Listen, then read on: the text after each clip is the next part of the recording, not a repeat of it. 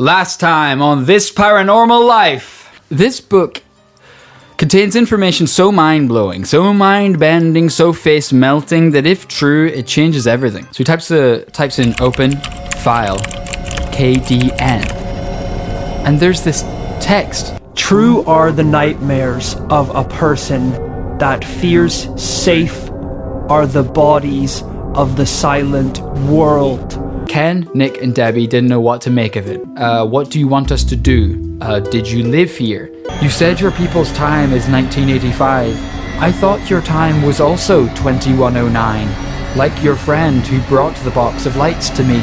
He grabbed the keyboard, calling 2109? Question mark. Welcome to This Paranormal Life, the weekly podcast where every week we discuss a different paranormal tale, claim, or case, and we get to the bottom of it. We get to the bottom of every case. We get to the bottom of every bottle. We get to the bottom of every piece of tinfoil packet of that sweet hero wine. Whatever it takes to crack the case, we get to the bottom of it. Ideally crack. Yeah, hopefully it's crack. Is this another crack case? Absolutely. I'm itching to get to the bottom. That's right, welcome back, folks. It's another Tuesday. I'm joined by my professional paranormal host, investigator pal, Mr. Rory Powers. Hello, everyone. Doing all right over there, Rory? I'm doing great, man. I'm ready to enjoy part 2 of one of our biggest investigations of all time. Back on a Tuesday, and this time with a part 2. That's right, people, a rare part 2 on this episode. So last week we left it in a crazy place. Yeah. So it was this tale of a haunted computer. Right. Haunted with the ghost of a 16th century man. And then near the end, we had this crazy revelation where we seemed to be receiving a message from the future.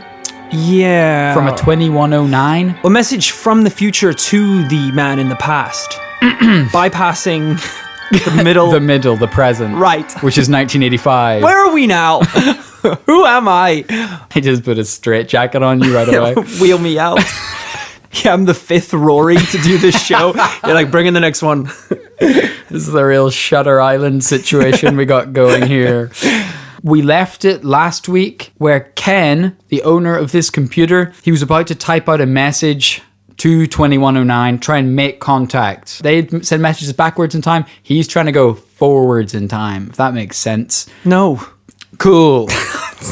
Moving on. So Ken has typed in this message, calling 2109, and he waits a few minutes, and of course nothing. But later that day, just like the first day that Lucas messages the BBC Micro, there's a new file on the computer.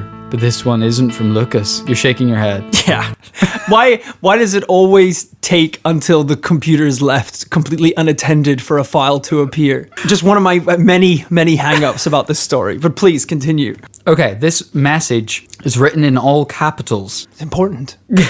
Ken, Deb, Peter, we are sorry that we can only get... I should do a voice, right? Yeah, right. Future voice. Slightly more high-pitched and annoying. I guess because it's all caps, and in the future, I think we're all going to get higher voices naturally. Yeah, because we used to be like Neanderthals, quite big and strong. But so the future's obviously going to be like Mickey Mouse people. Yeah, Ken, Deb, Peter. I know. I was thinking more like a kind of like Dalek, sort of like Doctor Who, sort of like Ken, Deb, okay, Peter. Kind of hurt my vocal cords just now. Your throat is bleeding. I didn't realize that was possible, but... We are sorry that we can only give you 2 choices. 1, that you either have your predicament explained in such a... By the way, people from the future are British, obviously. Right, yeah. That you either have your predicament explained in such a way that you may have instant understanding, but cause what should not be to happen. Cool. Nonsensical. Continue. Or 2... Try to understand that you 3 have a purpose that shall in your lifetime change the face of history. We, 2109, must not affect your thoughts directly, but give you some sort of guidance that will allow room for your own destiny. All we can say is that we are all part of the same God, whatever he or it is. Oh God, he's so annoying. He's so horrible. Ken's just got his fingers in his ears. Yeah, Jesus. God damn it. I didn't even realize this thing had speakers. So look, obviously this message is a bit convoluted grammatically. Yeah, But- not much punctuation going on there. But think about the wisest man of all time, Yoda. And grammatically, he was all over the place. He couldn't even form a sentence. I think together it was like, because you his know- little Yoda mind had been so blown by the knowledge he discovered over a lifetime of the universe, he started sentences backwards. Yeah, people who are functioning on that level, they have no time for formatting, no time for punctuation. Too much he'd seen. Blown his mind was. So I can understand why these He was smarter really beings- smart. You just didn't finish primary school. I think that's the difference between Yeah, you and you. that's why I can't form a sentence. right. Good. Yeah. Homeschooled I was. Friends not many had I. Public education, my father thought, was scam. Sounds like your father was a scam artist. Nah, kid, you're not going to school. School's a scam. They just want to get money out of it. School's free, Dad. No, they just want money out of you. No, but if you join my school for a yearly subscription of $5.99, you sound like a scam. Please, son, scam you sound like. Use correct grammar in this house. Dad, my arm's bleeding. I cut my arm. And the doctor's a scam, so we sure aren't going there. Maybe you'll get lucky and die. Be freed from life, Life's the biggest a scam. I miss Mom. She was a scam. I'll tell you right now, Junior. Women are a scam. Can't live with them. Can't not be scammed by them. Jesus. I had a tough childhood. I mean, I would never have known by your t-shirt that reads, "Ask me about my childhood." My belt buckle that just says scamming. Gone scamming. Right after they receive this message, the poltergeist activity in the house starts legit popping off. Things are moving around the house at an alarming rate. I know we talked about small items being moved around earlier, but here's a picture to show you what's going down now. Feast your eyes on this. Jesus Christ. For those of you listening, it essentially appears as if all of the furniture and belongings in the house have just been magnetically pulled to one corner of the room. Yeah, as if Magneto himself bust into that room. Yeah, but not Magneto because it looks like wooden chairs and Yeah, sofas. the wood version of Magneto. Woodneato. Woodneato. Woodneato has just taken all the objects and either drawn them or Furniturito. stacked them. Mm-hmm. It's troubling. And not only that, but one day they enter the house to discover more writing, this time all over the floor. Ken immediately thinks to contact Peter, the language guy. And Peter works out... Of course, me, Peter. Oh, hello there. Peter, I was wondering if I could talk to you about writing on the floor. It couldn't have possibly been me. You're being did you weird know- again, Pete. You were so chill until these happenings. Peter works out right away that the Oh, coincidental.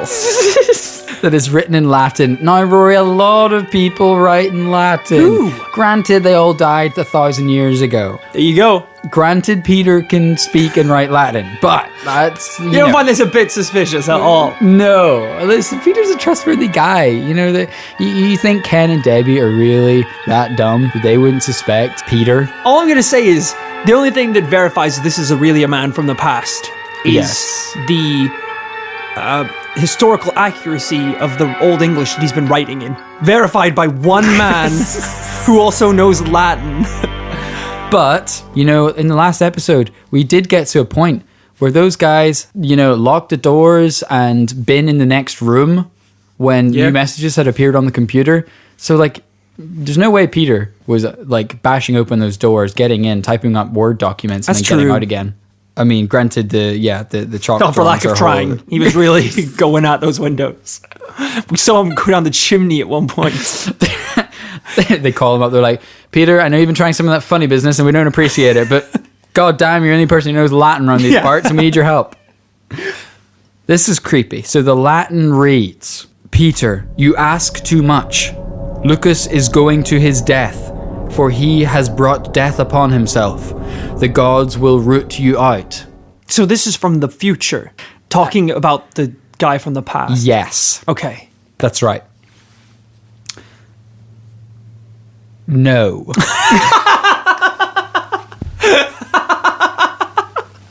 Then what is this? I'm not confused. It's all you guys who are confused. I guess because it's in Latin, we might infer that it could be from Oh, the friend who Lucas's found... friend. Right, okay. Yeah, which might be his partner. We don't really know who that is. Okay. And before long, more messages start arriving on the BBC Micro. Your questions will be answered. Not enough power. Go to sleep. Alone. Peter, you are devoting nights and days to your investigation. This is what he wishes for himself. That trick of yours does not deceive me. And if you don't think those make sense, you're goddamn right. They don't make any sense. You know, we were kind of had a bit of a linear discussion going on between Ken, Debbie, and Lucas in the past. At this point, things are getting pretty messy. It's hard to discern, I think, for these guys, whether messages are coming from 2109 or from Lucas in the past, or indeed from messengers that they don't know who they are yet. Ken tries to get to the bottom of this, and he types in 2109. What's going on? What do these messages mean? And they reply, all caps, what help do you require? If you wish to know Lucas Wainman's true name, we can say no more than the man named Peter has it. The person you refer to as one is not to be trusted. Also, there is nothing to fear outside man.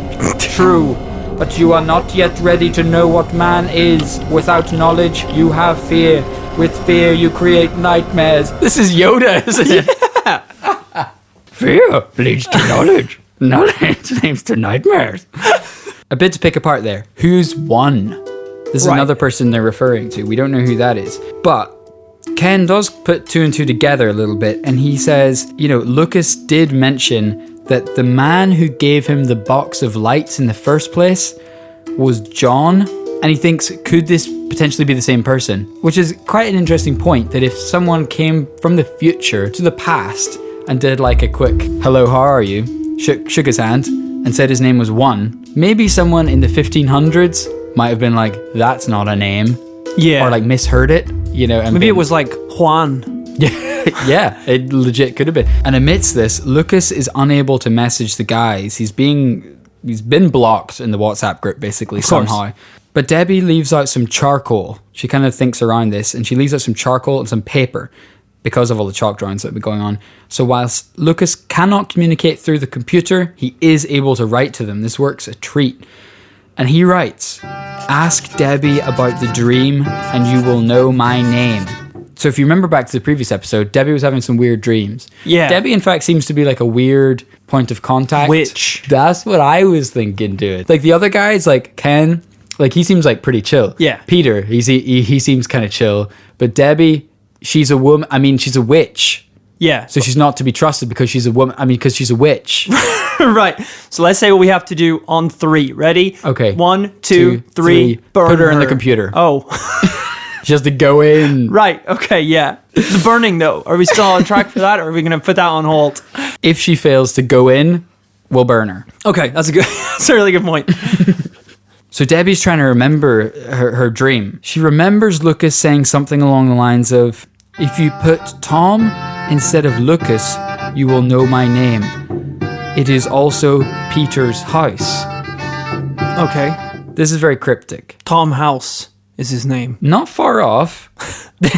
They think for a second, and Peter lives in Hawarden. Tom Hawarden? That's right. Thomas Hawarden. And the reason they strike upon this pretty quickly, I think, the reason that maybe Peter gets to the bottom of this, is because throughout this investigation, he's been working with a local history expert, Robin Peel. And through analysing public records, they had actually come up with a name a whiles back that Robin suggested. He suggested Hawarden. But it turned out that there was a record of a Thomas Hawarden. There is indeed a record. If you listeners at home look up Thomas Hawarden right now, you will see records from the 1500s of this guy existing. Jesus. Again, this is tough. Doesn't explain much because a hoaxer could look that name up. Absolutely. Yeah. But if there's a hoaxer, he did at least do his homework, because turns out Thomas Hawarden went to the college that Lucas said he went to. He stayed there for 8 years. He was actually expelled. He was always on his BBC Micro during class. And they were like, how did you get that? Are you on mini clip?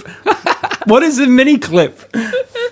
Yo, you guys don't know what Newgrounds is, but it's going to be home to some sweet Flash animation one day. So around this point, Ken does what he really should have done right in the beginning.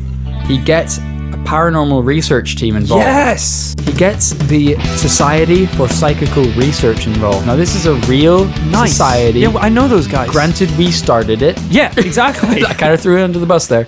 Even you lose your keys, call us.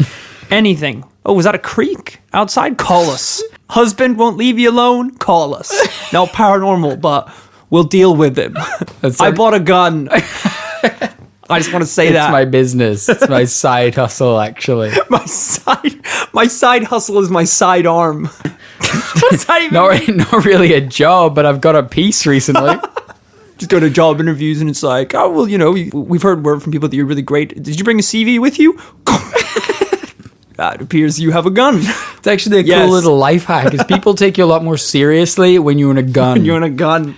Just us on stage at like a TEDx conference. You know, I was bullied whenever I was at school. I was kind of the little guy. People picked on me. And whenever I got older, I discovered the secret. Down a back alley for £200. I bought a 9mm. Not gay sex. It was a gun. A 9mm dick. So these psychical researchers come to visit the house. They bring around experts on ghost contact, tech-mediated ghost contact, computer scientists. Nice. And they look at a whole host of things, like maybe messages are being uploaded via power lines. So I guess they're thinking it could be something wacky like that. I mean, it's like, you know, extraordinary claims, it needs extraordinary evidence. Someone even suggests, is there a dictation software that maybe someone is, again, using sound, like speaking this somehow? Right. Talking about, that would make sense why grammatically it's all over the place and nonsensical. But upon hearing 2109, they're very interested, but they say no more on the matter. And all the while, the poltergeist activity is popping off once more. Ken and co are pretty frustrated and confused. So once again, they message 2109. Listen, this is your goddamn fault. Yeah. He calls up 2109. He's like, what is happening in the house? Please explain this. And they get a file back from 2109. Possibly you refer to the forces that you yourself have unleashed.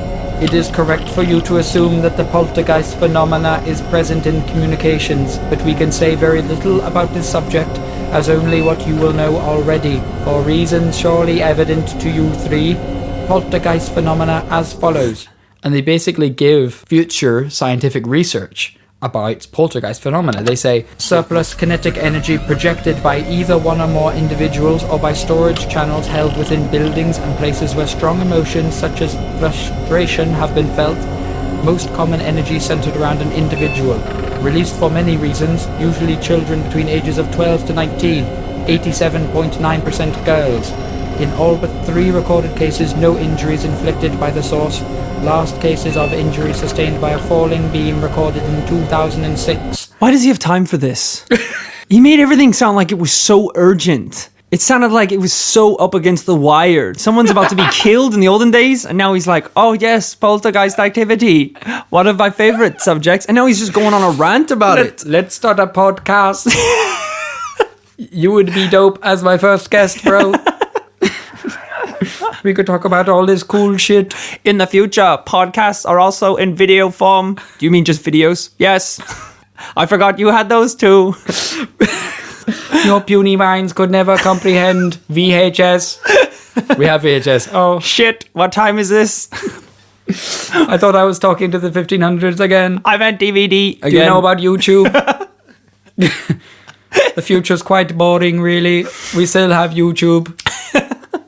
What do you make of that? He gives us this research about poltergeists. Quote unquote, please. Research. The entire investigation. Quote unquote research. Also very interesting that he mentions a reported poltergeist injury in 2006, bearing in mind Ken's receiving this in 1985. So what was the one that you mentioned in 2006? Did it ever come to fruition? No. There we go.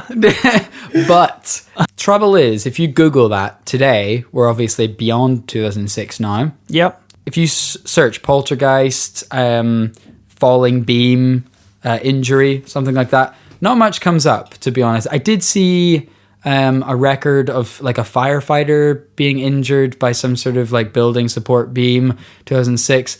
But I mean, that's probably not poltergeist. No. This more fire related, I assume. The poltergeist might have started the fire, dude.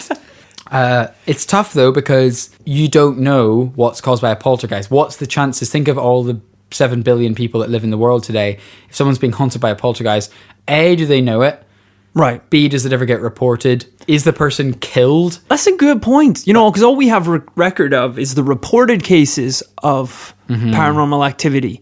There's got to be so many that go unreported. Exactly. I mean, if I had a paranormal experience, I mean, the one I had in Dublin, for example, Yeah. that paranormal experience. Yeah. I didn't talk about that. I didn't write a blog about that or go to a newspaper about it. Yeah. I mean, that's because you knew it not to be true, though, so... Well, you know, I to this day believe it. It could very well be true. But I mean, I know you say that for the podcast, but Yeah. but at the time you didn't think that happened, did Well, you? I was pretty. I think you knew it was a dream. It's pretty certain, you know. It's pretty certain that it hadn't happened. Yeah. But it's fine. We can talk about. We'll talk about it another time. We'll circle back. We'll get back to it. Sure thing. Yeah, all we have are the documented cases, so it could have very well happened, and we didn't even know about it. It's true. You know, that's kind of devil's advocate. It does, of course, open a whole can of worms about how would 2109 know about it if it wasn't widely documented even in 2006. Oh, yeah. But they do seem to have kind of crazy interdimensional powers of travel and communication. Yeah. So definitely interesting, not conclusive in any way of anything. Got it. Well, the next day, 2109 follows up with another message, and they're pissed off. They're freaking pissed. Who? We have reason to believe you have Lucas Wainman's true name. If this is correct, you must say so we may rectify the problem immediately before it is accepted. You may now continue to write to Lucas to establish your responsibility to our experiments and towards a better understanding of time and its forces. No, look, no. This has gone on too far. Do any of the three of them know what's actually going on? It's getting quite confusing. But don't worry, if you feel confused, We're very much at the base. We are at base camp of Confusing Mountain, and we shall be scaling post-haste. population, the author. Oxygen is known to thin at the top of Confusing Mountain. I hope you're prepared. It's not that you've missed something, it is confusing. Okay. There's a lot going on. So Ken says, I mean, like, what do I care? Whatever. We figured it out, yes. So we know Lucas Wainman isn't his real name. It's Thomas Warden. What the f*** ever. Exactly. Well, what does it matter? Oh, if only you had listened. At present, you have 2 Lucases running around your house. If at any What? If at any time the 2 Lucases are to meet, we cannot explain the devastation that will erupt within the time continuum. We must stop communication with Lucas 1, but we cannot interfere with Lucas 2 while we decide what can be done to rectify the problem. You must help by giving us every word uttered by Thomas Warden from the second you received his true name. You must also state how much information you have in this man. Everything, word for word. Avoid any other communication you have with him. Desperation, be quick, be quick. Okay. Ken and Debbie do not know what to make of this. Who should they even be listening to at this point? Surely 2109 cannot be serious about the devastation it would cause across the space-time continuum. Right. And to make matters even more confusing, they're getting messages from they don't even know where. Another file appears in the computer simply reading, "What are you scared of?" Ken asks 2109, again politely, to stop the poltergeist activity. Can they please help them with that at least, because their life is kind of in ruin. Right. As you've seen from the picture. They don't have a chair to sit in anymore. Woodnito is messing the place up. They said, "Yes, we shall hold back as best we can on the poltergeist. Ask the man David what he thinks of conjectural tachyons and what his theories of causality. Oh, shut up. And what are his what are his theories of causality? What answer does he have for its paradox? Cheers." Oh, no, shut up. This is mad. If the 2109 people were the ones that gave the dude the computer in the first place, why can't they just come back now and just talk with the people in the present day? They didn't give him that It was some sort of accident? But because if you, the last messages we've got, 2109 seem to have lost control of the situation. Okay. They are relying on Ken in 1985 to maintain contact with Lucas. Right. In the past, or Thomas as he's now known. I think if they were able to just zip back and sort this whole thing out, they would. Right. Which indicates that it maybe wasn't them, or at least not the people who are messaging Ken. So at this point, what does Ken have to do? Stop two Lucases from meeting? Running about his house, yes. Okay. And meeting. And disrupting the space-time continuum. Of course. Keep up, dude. You idiot. And it turns out this David they mention is one of the men working with the research team investigating the case. This is the Society for Psychical Research. When they ask David, he says, "That's so weird. I've been lecturing my students at the college on tachyons very recently." And amidst this, I should just point out, the gang are receiving a ton of messages from 2109 and all sorts of corners. At one point, Ken mentions using a telephone. And this is kind of funny. 2109 replies, "Yes, telephones. The things that you may consider advanced communication. If only you could see what is to come." Why is he bragging now? This isn't the time to brag. "We are not entirely in command of this experiment, so we can..." I get that. I get that.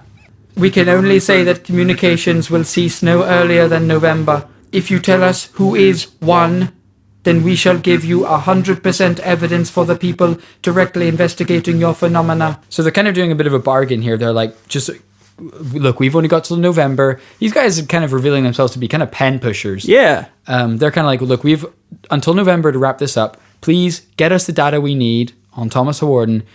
Tell us who one is, so we can tidy this whole shit up, and we'll let you know whatever you want to know. So seeing this conversation between 2109 and Ken, the SPR, Society for Psychical Research, said, "Look, can we write some questions as well? We want to know some stuff."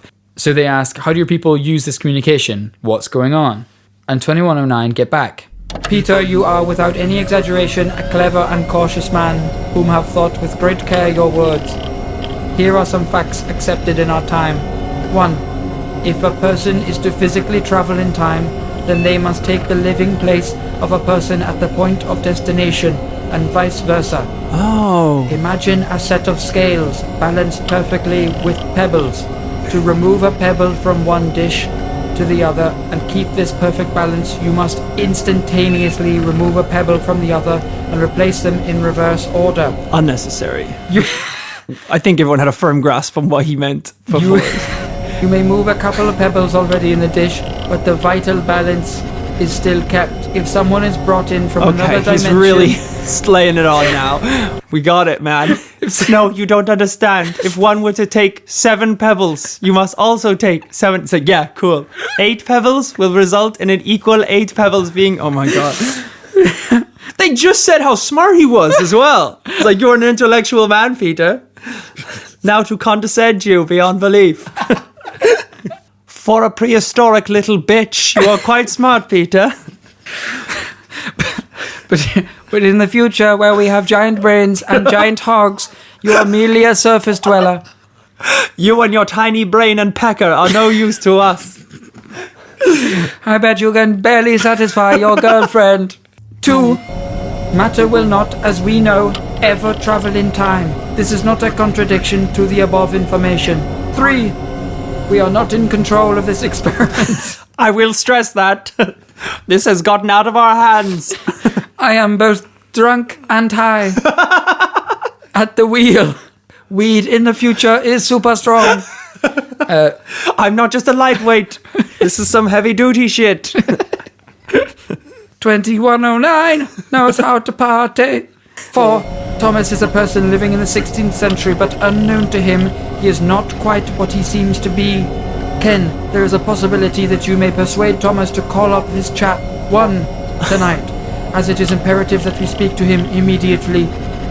That was kind of interesting about the time travel, though, I thought. Someone traveled back in time to give Lucas/Thomas the box with lights, the computer, the ability to contact the future. Right. So does that mean there's been a trade?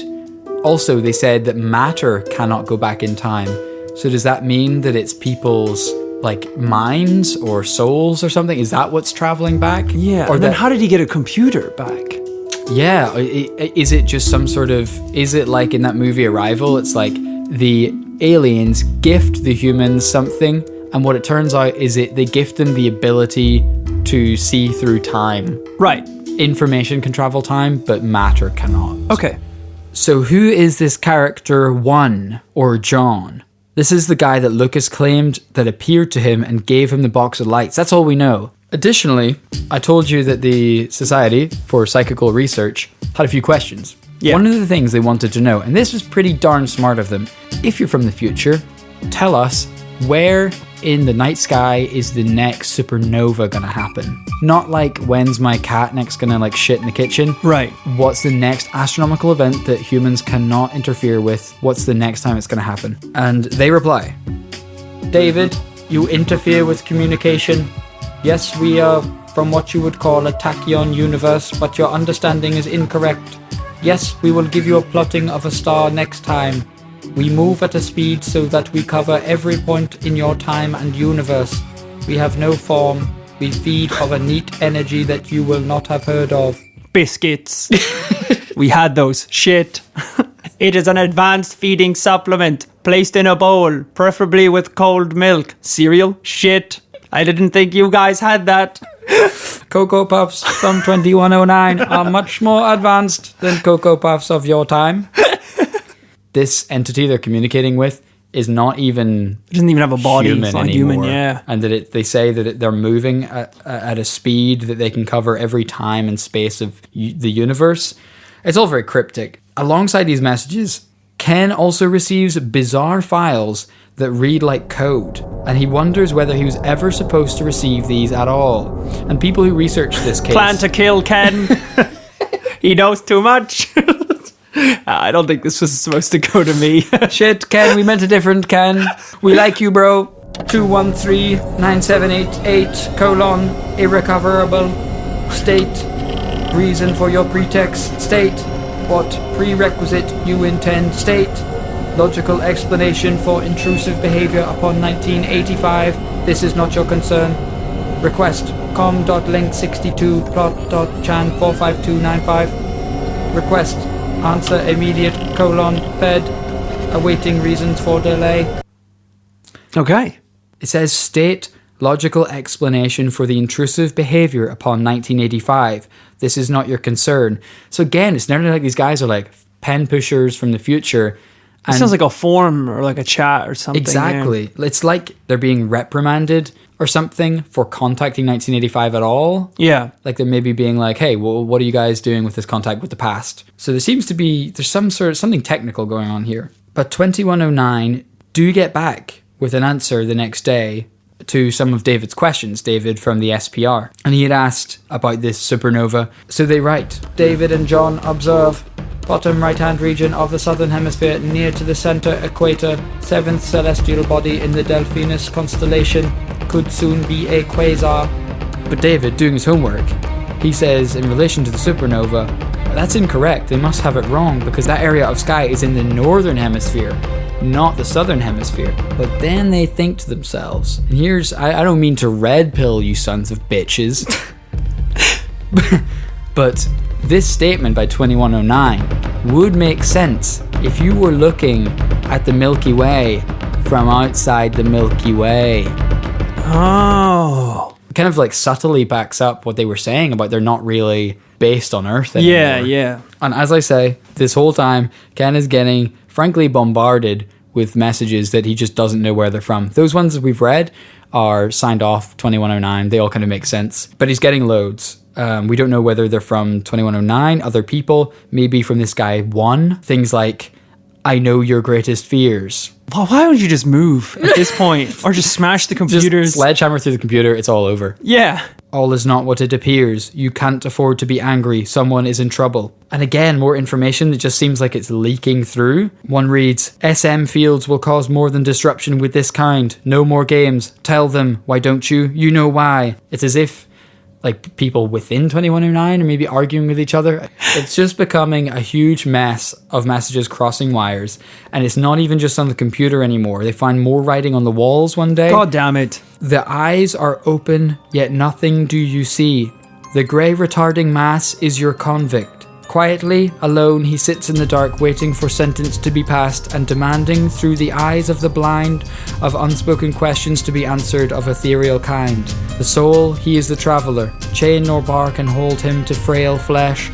Here is the ruler of time and space. Here is your God. Which is very confusing, but also just very disconcerting. Nothing helps. Nothing's helping. No. You think if you're from the future and you're advanced enough, you'd know by now. You'd just be like, all right, sidebar. Guys, this isn't working. This isn't working. I don't think we're talking to them in the right language. If they're smart enough, if the people in the present are smart enough to communicate effectively with the man from the past, why aren't the people from the future who have evolved beyond human bodies smart enough to capably contact and talk with the people of the present? Well, I think 2109 are doing, in the spectrum of this story, they're doing a decent job of if you just pick out the 2109 messages, I guess it's like a conversation between each message. But it's just, I think, these messages where we don't know where they're coming from, whether they're Lucas, maybe they're one. It's like drunk texting. That's what it is in the future. It's crazy. This is like how your phone messages inbox would read if you posted your phone number on a forum somewhere. This is what it would look like. And again, 2109 making a little bit more sense than these other messages. They give them some direct instructions this time. They say, "We need you to do the following. There is a brilliant researcher named Gary M. Rowe. His ideas differ somewhat to yours, but nevertheless he can help you with a couple of your problems. You may phone him at the number below and subscribe up top, comment down below, and invite him to talk with you. When he comes, show him this and ask him what he makes of it. Peter must do the telephoning." So weirdly specific. So Peter types in this telephone number. It's a UK number, and a Mr. Gary Rowe picks up, and he's a ufologist. He seems to understand and doesn't ask too many questions, but he comes around to the house to research the case with all his gizmos and gadgets. Gotcha. 2109 actually get Ken to print out their messages without reading them and give them in sealed envelopes to Gary. They say, "The communication between Gary and 2109 is not of interest to you. Gary has a better understanding of us than you do. His experiences are most definitely an advantage to this. You will pay Gary whatever Gary wants, and Gary shall have free reign of the house and biscuits." Gary likes sandwiches without crusts. I mean, I thought that point was pretty fascinating, though, because you were contacting someone from the future, and you were this disembodied alien entity with crazy technological capabilities. Right. And you were messaging people in the past and they just weren't getting it. You might turn to your local ufologist. Maniac. Yeah, you're like paranormal investigator. And you're just like, okay, these guys have an open mind. Talk to them. Not like you, Ken. Like you, Ken. Goddamn. We thought you'd get this by now. Narc bitch. Yeah. It's because Ken was a teacher. Maybe they were like, yeah, Ken, he's a smart guy. He's a teacher. He's going to understand. Yeah. But he, his mind isn't open the same way Gary Rose is. And this whole time, engaging with 2109, Lucas has not been able to contact folks. We think maybe 2109 was blocking that in some way. And in one of these later messages, Lucas reveals the night the box of lights was given to him. He says that his friend Catherine was asleep by the fire in his house one night, and he picked her up to take her to bed. All of a sudden, a green light shimmered on the wall.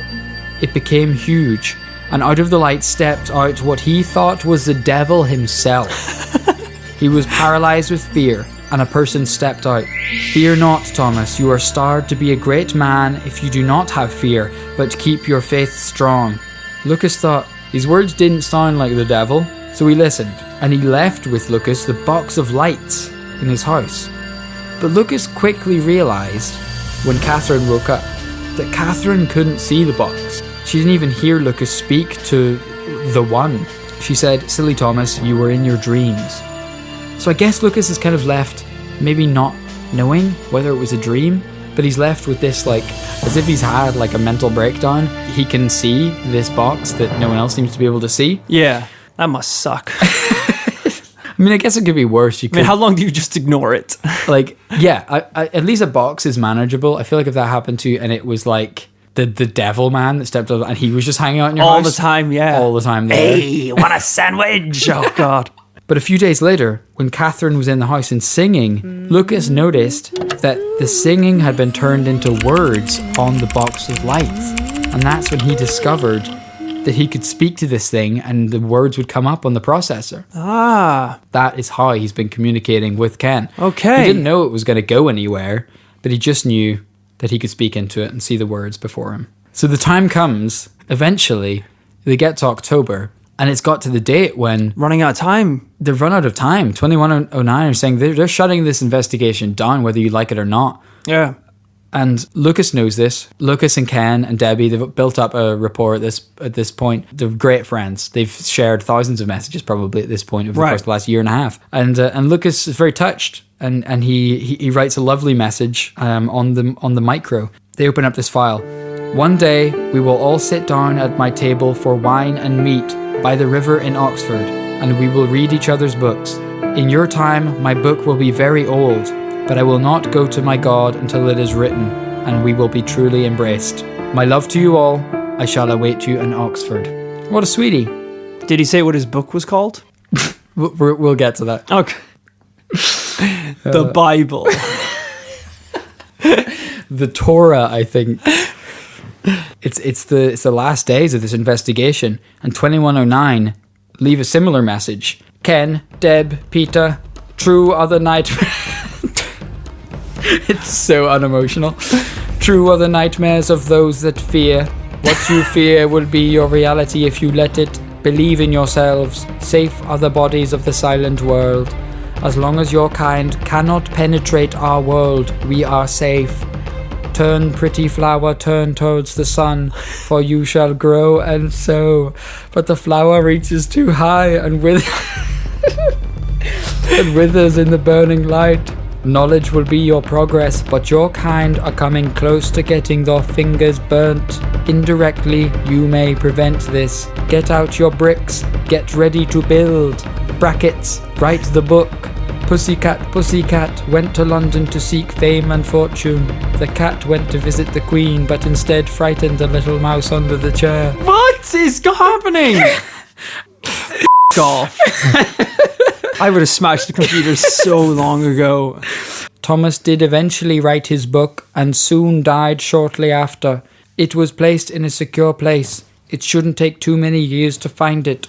Though he wrote it in Latin, with the help of a friend that he met in Oxford, the inscription reads, "Me writes this in the hope that mine fellows will one day find this book. Then may our lands be not so distant. We will finish now. You have a lot of work to do. There is no need for you to write back as we will be gone. Thank you for your cooperation."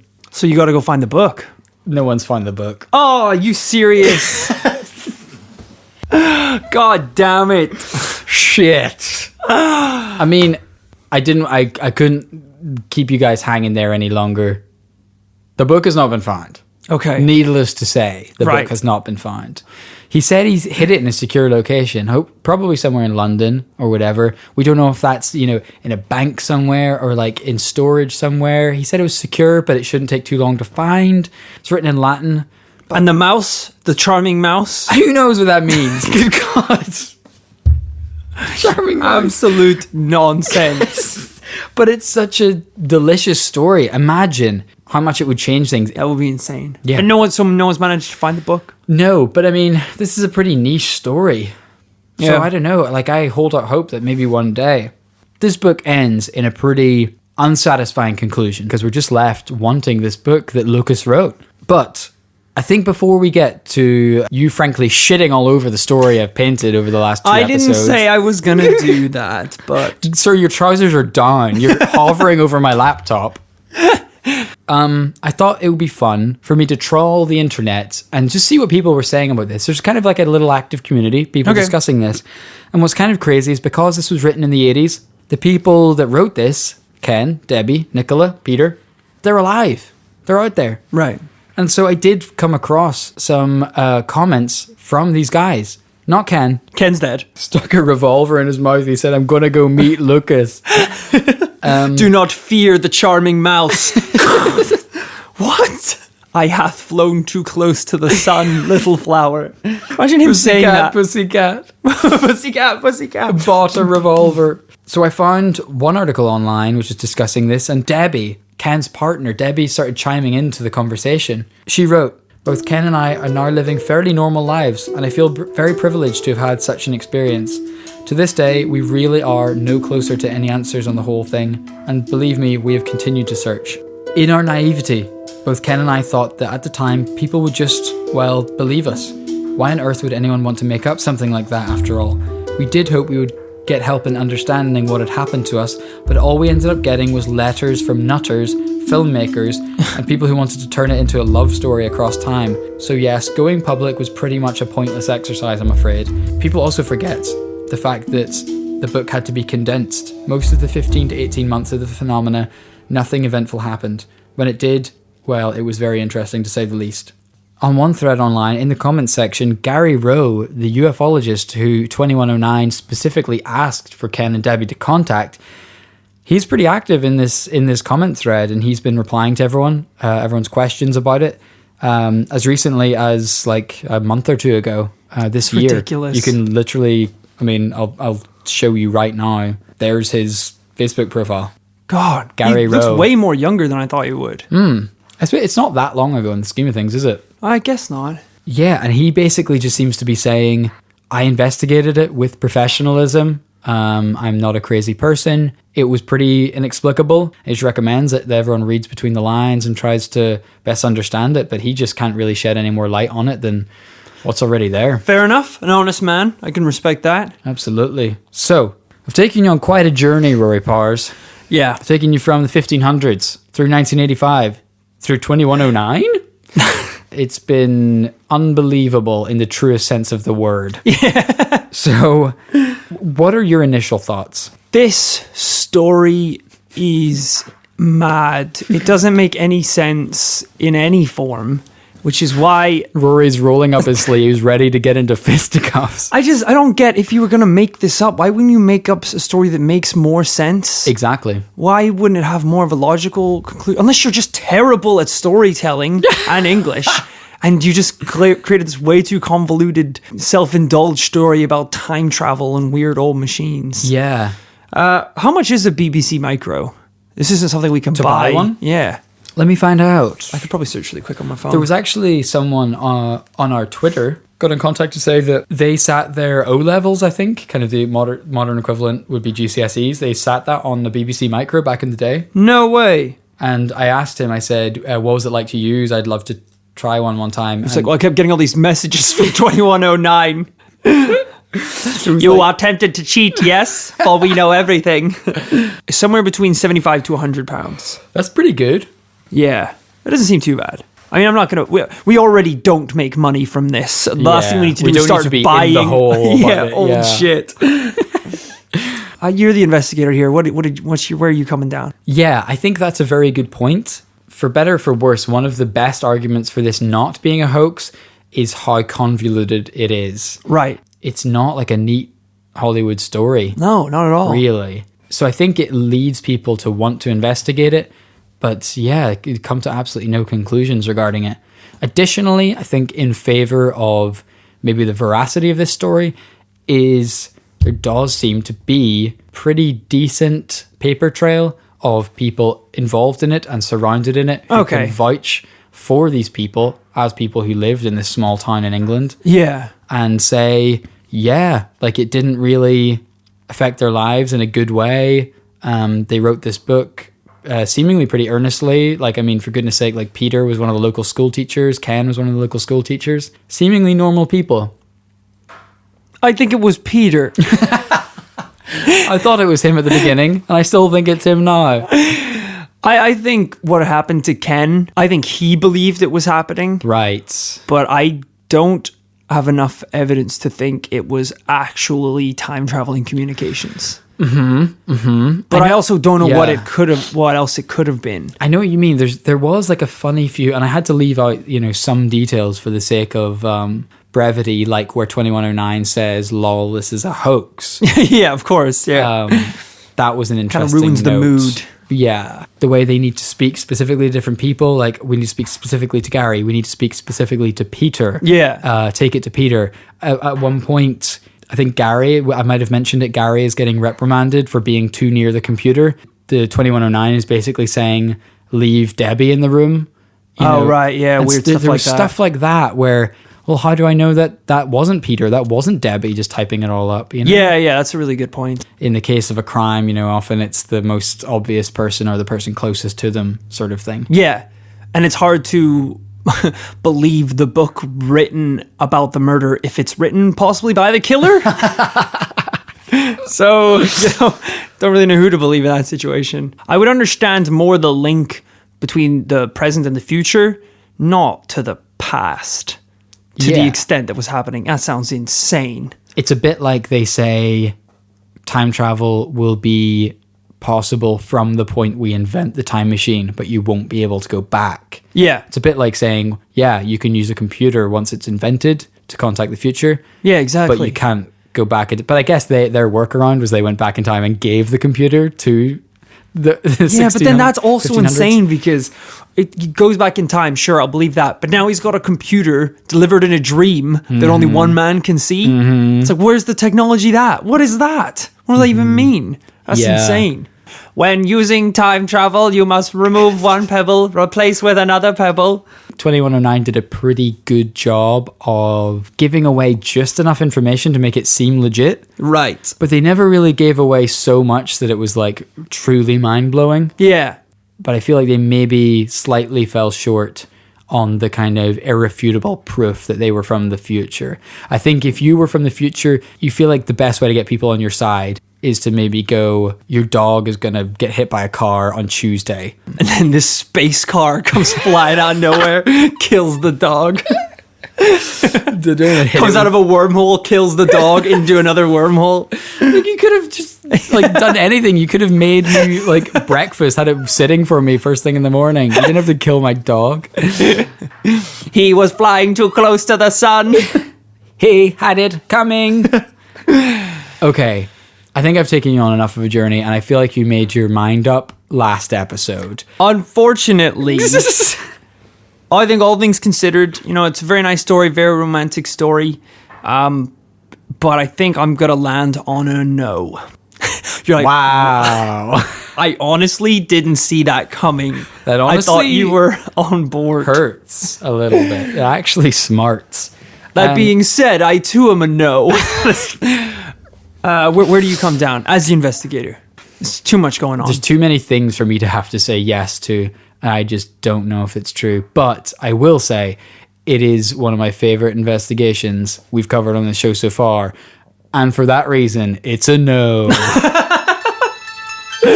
2 no's. 2 no's, unfortunately, but a riveting tale nonetheless. We'll chalk that one up to a loss. So we're going to post a Twitter poll because I think this one could be quite divisive. I think people enjoyed last week's episode and hopefully this week's episode. So we're going to see what people are thinking out there. Yeah. See if anyone's read the book, see if they know better than us. And you can find that at ThisParaLife on Twitter. Mm-hmm. You can also email us your own suggestions, stories, anything at all, really, to thisparanormallifepodcast@gmail.com. We'll be back next week with another riveting tale of the paranormal. Goodbye.